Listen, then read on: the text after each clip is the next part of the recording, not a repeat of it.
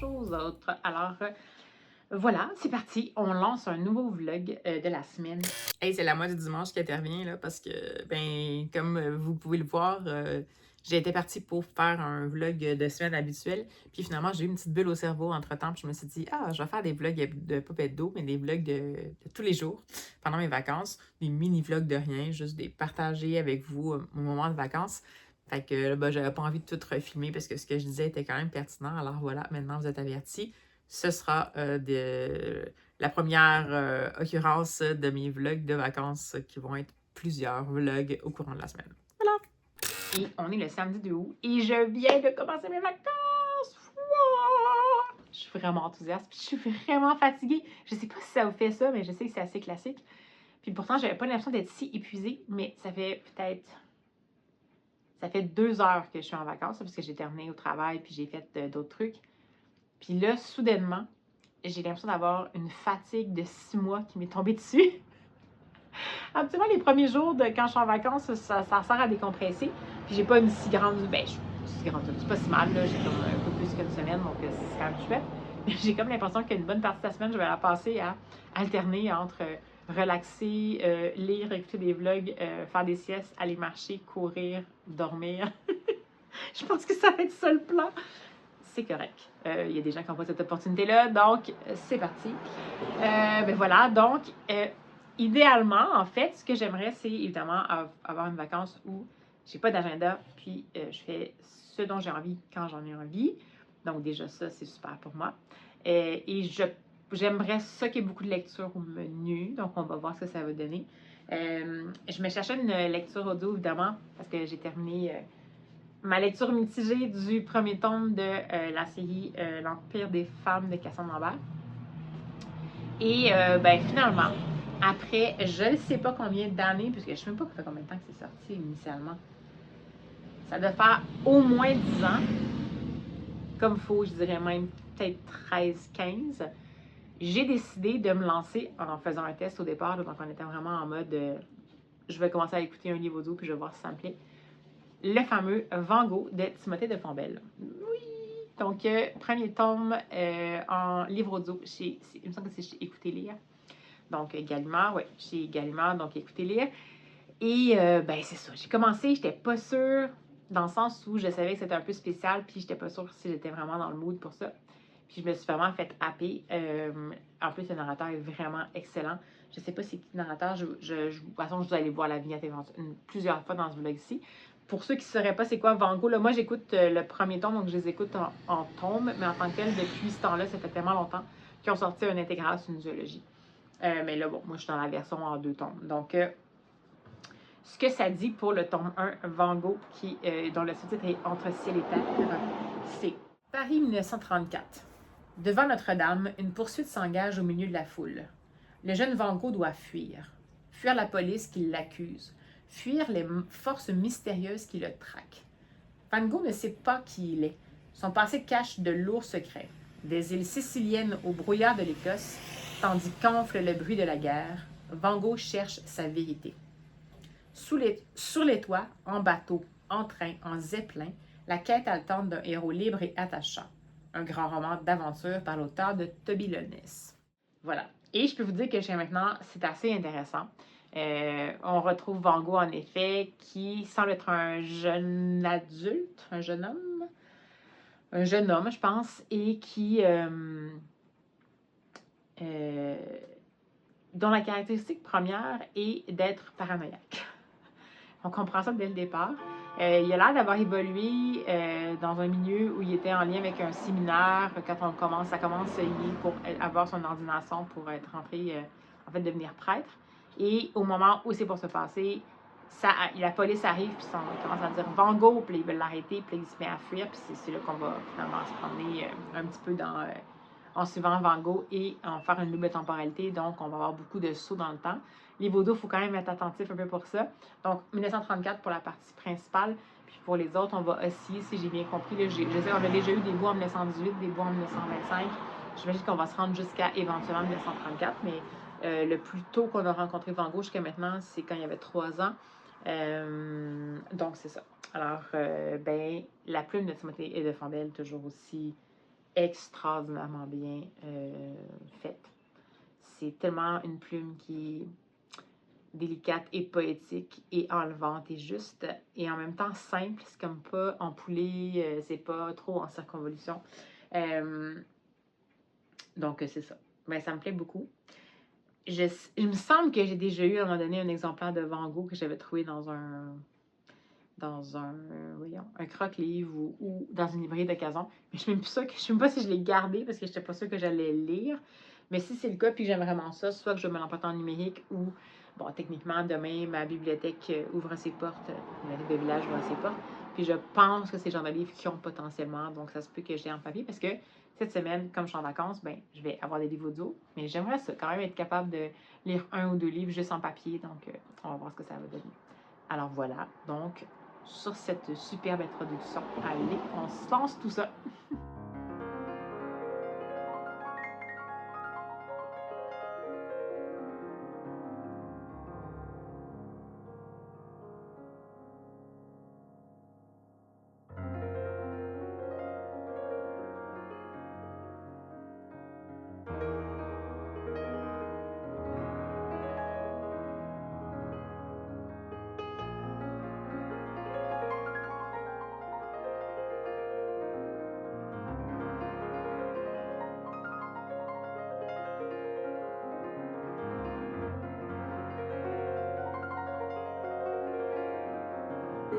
Je sais pas si je prendrai mon ordinateur ou pas, donc peut-être que je ferai des mini-vlogs sur Instagram. Encore pour le moment, j'en ai aucune idée. Mais bon, ça nous laisse quand même 3 belles semaines. À savoir que demain, je fête mes 30 ans avec mes amis. Et bonjour vous autres. Alors, ben voilà, on est dimanche matin, le 3 août. Et finalement, j'avais prévu de vous tourner un peu de contenu hier, puis de lancer. En fait, j'ai eu un flash comme ça, là, de lancer des vlogs de vacances, potentiellement à chaque jour, peut-être aux 2 jours, je ne mettrai pas de pression, plutôt qu'un grand vlog, parce que ça me tentait plus de vous partager ça au quotidien. Puis j'ai eu un flash après avoir déjà fait mon introduction du vlog, comme vous avez pu voir. Mais hier, je voulais vous faire du contenu. Mais comme j'avais prévu, j'étais super fatiguée. Puis finalement, après vous avoir pris, je me suis endormie. J'ai fait une sieste. Puis après ça, le restant de la soirée, j'étais juste comme pas tant fonctionnelle parce que, ben, c'est ça, j'avais besoin de sommeil. Puis, ben, c'est encore une drôle de nuit. Ça me fait souvent ça, là, les vacances, absolument. La veille, je suis trop fébrile parce que j'ai hâte que les vacances commencent. Pendant la première nuit de vacances, ben, on dirait que mon cerveau, il est pas trop habitué à pas avoir rien à faire le lendemain. Après, j'avais fait une sieste, fait que genre, c'était pas tant. Bref, c'est ce que j'ai de l'air le matin. Qu'est-ce qu'on a au menu aujourd'hui, dimanche? Ben, je vais sûrement vous partager au fur et à mesure peut-être quelques petits trucs que je fais. Ce ne sera pas des vlogs qui vont révolutionner le genre, mais bon, vous allez passer une semaine avec moi en vacances avec ce que ça implique d'absence d'agenda et de trucs spontanés. Donc, je sais pas, ce matin, faire du pain doré. Parce que je sais que mon copain aime ça, puis je vais acheter des petits fruits. Donc, ça, une fois que ça va être fait, peut-être que j'aimerais ça aller à la bibliothèque de mon village parce que habituellement, j'y vais seulement parce que j'ai commandé des livres, ce qu'on appelle en bibliothèque, donc ils viennent d'une autre bibliothèque, puis je vais les récupérer à la bibliothèque là parce que la sélection est quand même intéressante, mais c'est sûr que c'est une petite bibliothèque, donc souvent, c'est des choses qui sont moins, des choses qui m'interpellent moins. Mais là, peut-être que ça ouvre ce matin 2 heures. Peut-être que je pourrais aller faire un petit tour puis vous amener avec moi discrètement. Parce que c'est toujours un peu gênant parce que je pense que je vais être la seule personne qui peut baisser la mini-bibliothèque. Mais bon, j'ai essayé de faire des petites images. Peut-être que je pourrais me laisser inspirer par au moins faire un emprunt réel de la collection réelle parce que je sais à quel point ça fait une différence. D'ailleurs, le saviez-vous que, ben je sais pas, là, ça dépend vraiment où vous êtes, mais en tout cas au Québec, les petites bibliothèques comme ça dans les villages qui font partie d'un réseau de soutien, donc qui s'appelle le réseau Biblio. C'est super important qu'on les soutienne parce que ce que ça donne, ce que ça signale aux autorités, c'est que, parce que dans le fond, comment ça fonctionne, c'est que chaque municipalité qui adhèrent à ce réseau-là, qui est un réseau de soutien, vont payer une cotisation au prorata pour avoir du soutien, accès à une collection roulante, du soutien au niveau professionnel, parce que souvent, les gens qui vont s'occuper des bibliothèques dans les petits villages, c'est parfois des gens qui sont dans le métier, donc bibliothécaires un peu plus rarement, plus techniciens ou des gens qui ont déjà été, par exemple, commis de bibliothèque, mais c'est souvent plus des gens qui ont un intérêt pour ça, qui font de façon bénévole ou très peu payés pendant leur retraite et tout, donc ils ont quand même besoin d'avoir un certain soutien professionnel parce que pour faire des tâches qui sont vraiment professionnalisées habituellement.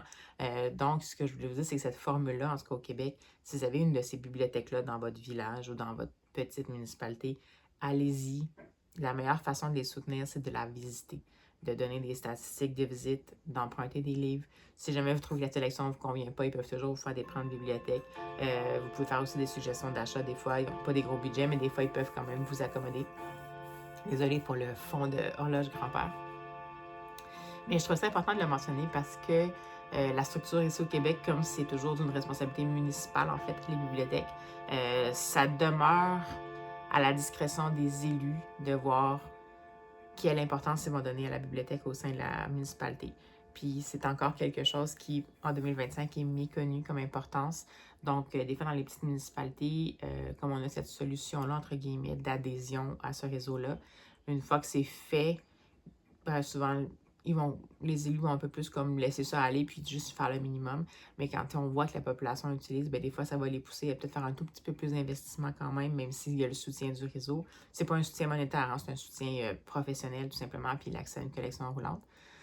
Donc voilà, c'est mon petit éditorial professionnel que je voulais vous faire ce matin parce que c'est important, je pense, de se positionner. Puis si vous avez une bibliothèque municipale qui appelle ici au Québec des bibliothèques publiques autonomes, donc dans une des villes, dès qu'on a une ville la plupart du temps, même si vous ne soyez pas chanceux, là, des villes de peut-être plus que peut-être 8 000 ou 10 000 habitants, souvent, il va y avoir une décision du conseil, il va y avoir une bibliothèque publique autonome qui va être là. C'est aussi important. Encore plus quand ils ne font pas partie du réseau parce qu'ils ont les dépenses complètes à fournir, ils sont obligés d'engager des gens qui ont... ça devrait être comme ça tout le temps. Vous allez me dire, dans toutes les bibliothèques, même les petites municipalités, puis je suis bien d'accord, mais souvent le budget ne suit pas. Mais pour les municipalités un petit peu plus grandes, souvent, c'est sûr qu'il va falloir qu'ils engagent au moins des techniciens en documentation ou un bibliothécaire. Puis c'est des gros coûts pour eux autres, à leur échelle. Puis souvent, ils ne réalisent pas nécessairement l'impact que ça peut avoir sur la population. Fait que ça vaut vraiment la peine de faire ça. Manifestez-vous. Dans les bibliothèques, maintenant, il n'y a pas juste des livres. Il y a des bibliothèques municipales qui vont avoir même, voyez-vous, même ma petite bibliothèque qui ont des prêts de casse-tête. Donc, c'est cool parce qu'ils ont fonctionné sur une forme de soutien par la population. Donc, les gens sont venus donner des cassettes, mais je veux dire, ils varient quand même les collections. Puis, si peut-être que vous n'êtes pas nécessairement un grand lecteur, peut-être que ça vaut quand même la peine d'aller voir qu'est-ce qui est offert ou participer à leurs activités. C'est vraiment comme le nerf de la guerre. Donc, voilà, c'était mon appel, la participation citoyenne pour les gens qui habitent au Québec, parce que c'est une formule vraiment qui est différente un peu partout dans le monde anglophone, au niveau canadien anglophone, mais même anglophone au Québec. Ça fonctionne autrement. Ça fonctionne comme un organisme à but non lucratif indépendant avec un conseil d'administration qui souvent reçoit une certaine somme de la ville pour avoir la responsabilité de gérer la bibliothèque. Donc, c'est différent un petit peu. Il y a plus il y a plus d'appels à contribution à la communauté. Fait que déjà, comme les gens ont tendance à devoir se mobiliser déjà plus pour au moins subvenir à la bibliothèque, il va y avoir plus un peu plus comme, on dirait, peut-être pas la fierté ou la détermination de la soutenir aussi concrètement. Dans la formule québécoise, ce qui est un petit peu pas sournois, mais c'est que oui, techniquement, ça reste le citoyen qui contribue parce que c'est avec ses taxes municipales, les taxes foncières que c'est payé. Mais comme c'est moins, on mobilise moins spécifiquement la population, il y a un moins grand engagement, les gens vont pas nécessairement se mobiliser non plus pour montrer le fait que ça fait une différence pour eux autres dans la vie d'avoir une bibliothèque. Je pense à tout le monde, ça peut être des personnes âgées des fois qui ne peuvent pas se déplacer, qui n'ont pas nécessairement de voiture ou qui n'ont plus la possibilité de conduire, puis que c'est leur seule façon d'accéder à du divertissement, entre guillemets, ou de la lecture ou des choses inspirantes dans leur propre village sans avoir à, en pouvant se rendre potentiellement à pied ou peu importe, ou à des petites familles, des jeunes familles plutôt, avec des petits-enfants en bas âge qui décident d'inclure la lecture ou les activités un peu en lien avec la lecture dans leur famille, ça revient cher quand même des livres quand on les achète à chaque fois. Fait que souvent, ça fait une grosse différence pour ces familles-là qui vont pouvoir emprunter des quantités de livres. Bon, des fois, c'est plus petit dans les petites municipalités. Des fois, la limite est un peu plus basse, mais ça reste quand même possible. Fait que, tu sais, abandonnez pas vos biblios. Manifestez-vous. Parce que vraiment, c'est une formule différente. Dans beaucoup de pays en Europe, c'est une responsabilité qui est nationale. Donc, c'est des réseaux nationaux. Puis après ça, oui, c'est sûr qu'il y a quand même éventuellement, localement, des choses. Je connais moins bien la structure, par exemple, en France. D'ailleurs, si jamais vous voulez m'en parler parce que ça vous tente, allez-y, manifestez-vous dans les commentaires. Mais je sais que la responsabilité est comme... C'est peut-être pas national en France, c'est peut-être par région administrative ou par département plutôt. Je sais pas comment ça fonctionne, mais je sais que c'est pas la municipalité nécessairement qui est uniquement responsable des coûts pour me faire rouler la bibliothèque. Donc, dans le fond, je sais que si c'est ça, c'est qu'on a ramené la responsabilité aux municipalités, puis c'est dommage parce que ça devient facilement quelque chose qui est non prioritaire. Parce que pour des yeux d'administrateurs municipaux, je parle d'élus municipaux, bien souvent la bibliothèque, si eux autres même la fréquentent pas, ben c'est considéré comme quelque chose qui est non rentable, entre guillemets, parce que ça ne rapporte pas de revenus. Mais l'impact est majeur sur la population. Fait que ça peut devenir, disons, un facteur attractif de savoir qu'une bibliothèque pour des jeunes familles ou des personnes âgées, de se dire, ben c'est tout proche, fait que je vais y aller.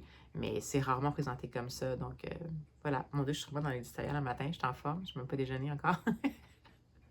Je vous reviens quand je peux aujourd'hui, mais vous allez avoir une vidéo un peu plus longue parce que c'est les 2 premières journées, là, mais je reviens quand je peux aujourd'hui pour la suite des choses.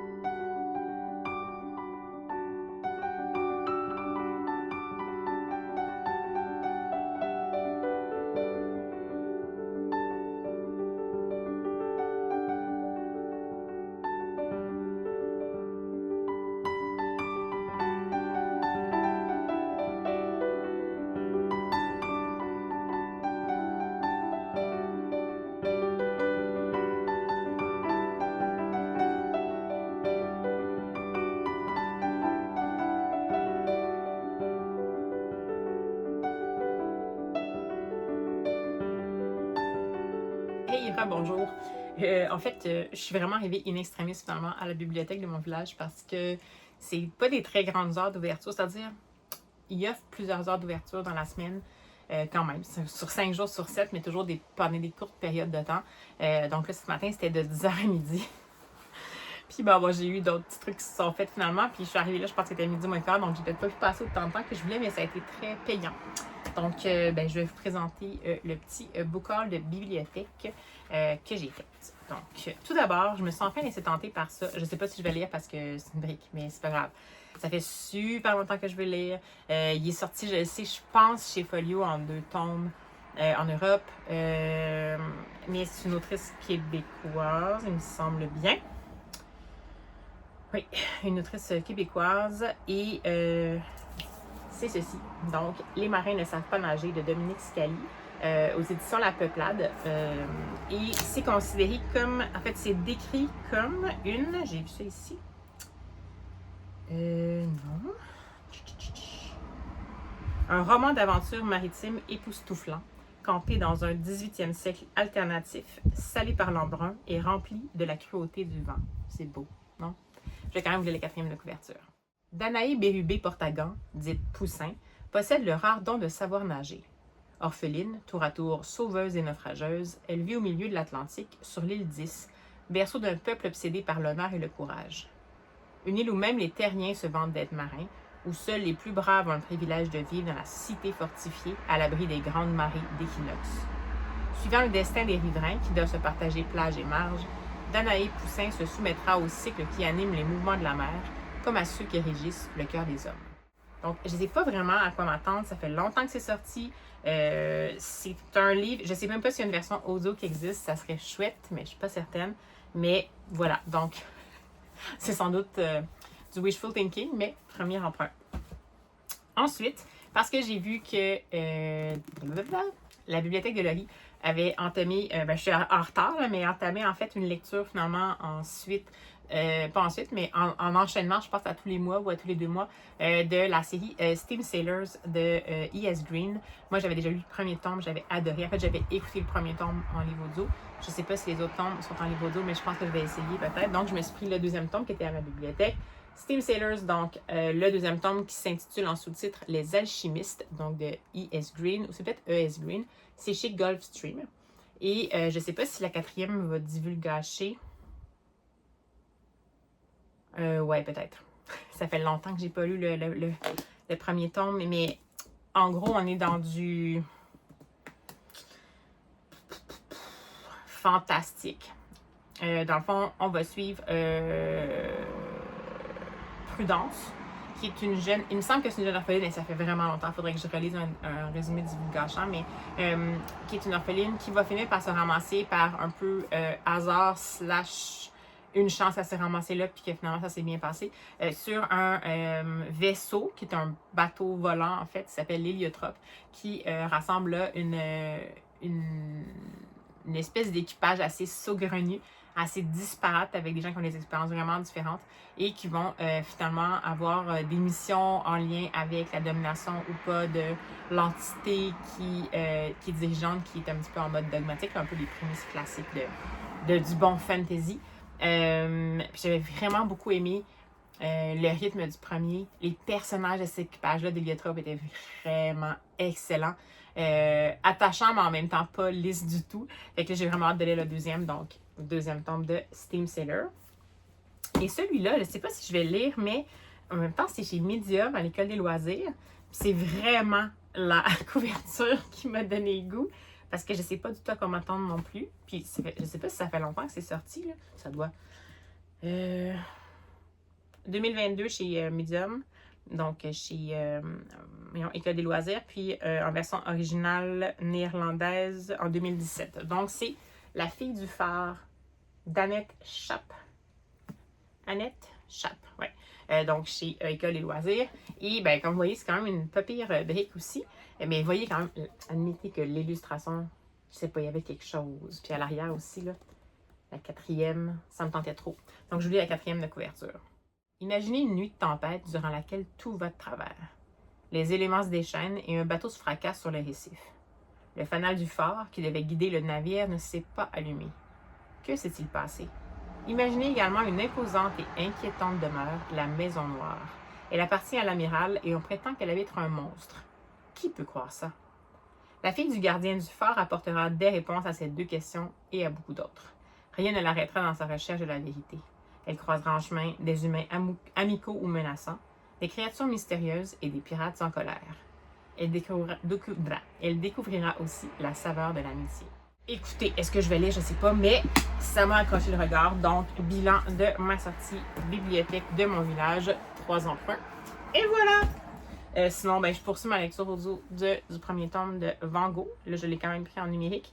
Je pensais qu'il l'avait à ma bibliothèque, mais finalement, non, mais c'est correct, là. Je vous ai mis quelques petites images. Il y a quand même une bien meilleure sélection qu'il y avait avant. On voit que les responsables, les derniers responsables ont bien évalué c'était quoi qui sortait, c'est quoi les besoins du village. Puis on sent qu'il y a une vraiment grosse section BD. Ils ont peut-être un plus gros pourcentage de BD. J'ai remarqué aussi qu'ils avaient sorti les BD des rayonnages parce que jadis, dans ma bibliothèque, les BD étaient considérés comme des documentaires, donc étaient avec tout ce qui était informatif parce qu'on avait laissé l'ancienne cote, la cote du oui en fait, mais sans les considérer comme une catégorie à part. Puis ça faisait que, bien évidemment, tout ce qui était bande dessinée adulte, les gens pensaient pas que c'était là, fait qu'ils pensaient juste qu'il n'y en avait pas. Puis là, j'ai vu qu'ils ont fait une giga section BD. Vous avez vu, il y avait des jeux en plus, c'est vraiment cool. Il y a vraiment beaucoup de jeux. Je pensais qu'il y avait juste des cassettes, finalement, il y a vraiment beaucoup de jeux. Fait que très impressionnée par l'évolution de ma petite bibliothèque de village, comme dans celle de ma communauté. Alors, ben voilà, écoutez, je sais pas si je vais continuer le vlog très longtemps aujourd'hui, parce qu'en fait, c'est les 2 premières journées, puis j'ai pas tant de choses non plus que ça, je suis pas mal des choses en cours. Si je fais une mini-lecture, je vous en reparle, puis après ça, on continuera le prochain vlog demain.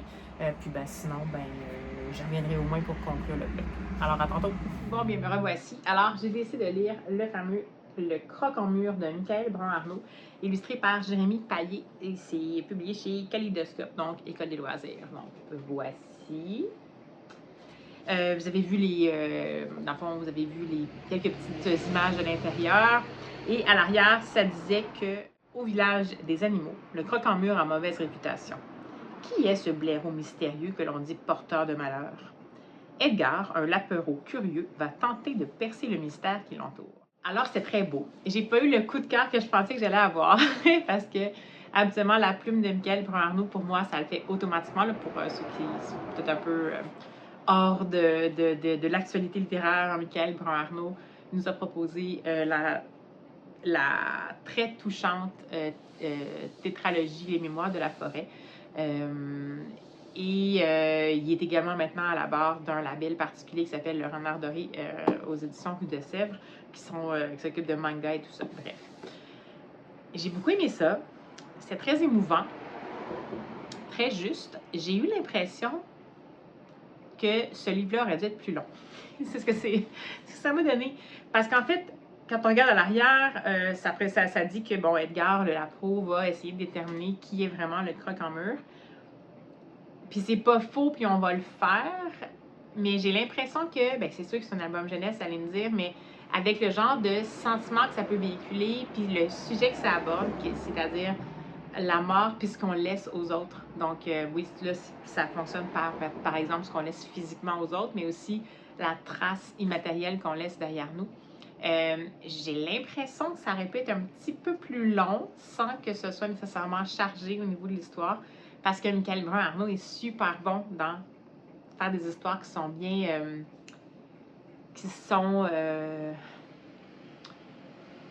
accueillantes, chaleureuses, dont le contexte est tout en rondeur, tout en minuscules détails qui nous émeuvent. Puis dans celui-là, j'ai l'impression qu'il y avait peut-être une petite bride, peut-être que c'est pas le cas, mais ça me donnait l'impression qu'il y a une petite bride un peu tirée pour que ça rentre dans un format classique de, je crois, 32 pages. Parce que, bon, la mise en situation, vraiment, est assez rapide. On va voir le croque-en-mur. On nous explique sans nous montrer, c'est vrai qu'on le montre un peu quand même, que ben, les gens ne sont pas tolérants avec le croque-en-mur parce qu'il fait un travail qui est lié à la mort, puis que les gens ont peur de la mort, puis comme ils ont peur de la mort, ben, ils associent ça à lui, puis ils ne l'aiment pas. Et l'arrivée de Lapro, qu'on ne sait pas trop d'où il vient, mais qui finalement, je pense, fait partie de la bande d'amis qui, au départ, ont appelé potentiellement... quand il y a eu la mort d'une petite souris. C'est très beau, les illustrations, là, par contre. Pour vrai, la composition graphique est superbe. Je n'étais pas certaine, c'est pas tout à fait mon genre d'illustration exactement, manque un peu de profondeur. C'est au crayon de bois, je pense. Puis, il y a beaucoup d'émotions, manque un peu de profondeur, comme de relief, on dirait, pour moi, mais la composition graphique. Donc, bref, le Lapro, on le voit un peu arriver sans crier gare sur la scène dans la situation, mais c'est celui-ci. Puis j'ai l'impression d'apprendre un peu plus sur lui parce qu'il est vraiment évidemment un élément déclencheur parce qu'il va vouloir en apprendre plus sur le croque-en-mur alors que personne ne veut en apprendre plus. On comprend que le Lapro est un petit curieux, mais aussi un être différent parce qu'il lui manque une oreille. Et c'est ça un peu qui va permettre de faire un lien entre lui et le croque-en-mur dans le sens qu'il va, ben, dans le fond, être un peu fasciné par ça puisque c'est quand même quelqu'un qui, comme lui, est un peu mis de côté par la société. Ce qui va être après ça montré quand le croque-en-mur explique qu'en fait, il y a un pouvoir particulier, puis c'est de réussir à faire apparaître les souvenirs. Attends. Il perçoit en fait tout ce que les objets ont ou retiennent de leur ancien propriétaire. Donc, attendez, je vais retrouver ça. Son don extraordinaire, c'est qu'il peut voir l'amour qui a été déposé sur les objets. Dans le fond, par exemple, ici, c'est très beau, une paire de souliers bleus qui appartenait à la petite souris. Ben, quand il souffle dessus pour faire apparaître l'amour, il peut révéler qu'est-ce qui était le souvenir et les émotions qui étaient liées en fait à ce souvenir, cet objet-là. C'est super touchant. Puis il y a une fin après ça qui arrive très abruptement. Malheureusement, on aurait voulu rester comme un peu plus longtemps peut-être pour installer l'arrivée du croque-en-mur puis comment les gens agissent avec lui.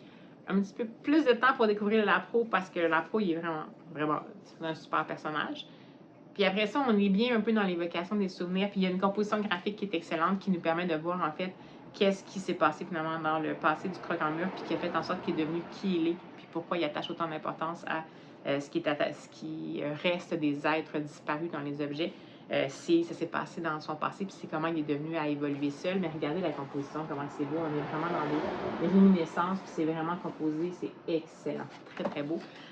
Donc, j'aime tout de cet album-là. C'est-à-dire, j'aime la prémisse, j'aime les personnages, J'aime finalement, avec surprise, parce que je n'étais pas certaine, le visuel, même si, comme je vous dis, pour moi, ce dessin-là, il est comme un peu en 2D, mais j'ai l'impression qu'il n'en manquait pas beaucoup pour qu'il y ait une certaine profondeur, puis ça aurait été parfait, mais sinon, la composition graphique, c'est juste excellent. J'aime les idées que Michael Pirard-Arnault met de l'avant, mais j'ai comme trouvé, j'avais l'impression presque qu'il y avait des pages qui avaient été enlevées. C'est pour vous dire à quel point, c'est pas que c'était pas fluide, mais j'ai l'impression qu'on a vraiment coupé dans le gras, entre guillemets. Puis je trouvais ça triste parce que j'aurais vraiment aimé ça. Je trouve que ça ne donne pas le temps de ressentir toutes les émotions qui pourtant sont potentiellement générées par la superbe prémisse et personnages puis la plume que Michael Pirard-Arnault a. Je pense que c'est juste qu'il a manqué de temps, dans le sens on lui a pas proposé un espace suffisant pour que tout ça se déploie, mais ça vaut vraiment la peine. C'est super précieux. Si jamais vous voulez, c'est quelque chose à garder. Je trouve une belle façon de aborder la mort, puis peut-être même le deuil, parce que ça donne quelque chose de concret à quoi se rattacher. Parce que ce qui est intéressant avec le croque-en-mur, c'est que c'est celui qui va vider les maisons des morts quand les gens disparaissent, parce que les gens ne veulent pas faire le tri dans les choses, parce qu'ils sont trop émus ou parce que, peu importe. Puis les gens ont l'impression qu'ils gardent tout ce qu'ils trient, mais en fait, ils veulent toujours garder juste le souvenir, l'objet qui semble avoir le souvenir le plus fort ou l'amour le plus fort qui est associé à cet objet-là. Donc, ce qui est intéressant aussi, c'est que ça limite un peu. C'est pas que ça dit qu'il faut tout garder de quelqu'un qui est parti, mais c'est qu'en fait, il faut trouver qu'est-ce qui est significatif pour nous. Voilà. Donc, écoutez, très belle lecture malgré tout, malgré mes petits bémols, mais c'est des petits bémols. Puis, je pense que ça va être la dernière de ce vlog-ci. C'est-à-dire ça va être la dernière intervention de ce vlog-ci, sinon ça va être vraiment un très long vlog, alors que techniquement, j'ai juste 2 jours à couvrir là-dedans. Je pense que je vais tout de suite exceptionnellement lancer le prochain vlog du jour pour avoir un peu de contenu aussi à vous proposer à partir de demain et tout. Donc, voilà, j'espère que cette formule-là vous plaît. C'est un peu à la bonne franquette. Vous allez avoir des vlogs qui parlent plus d'autres choses que de lecture. Vous allez avoir des réflexions sur la vie. Vous allez avoir comment spontanément je vais évoluer dans ma semaine de vacances. Donc, j'espère que ça vous plaît. Moi, ça me fait super plaisir de faire ça. Puis, on se dit à demain.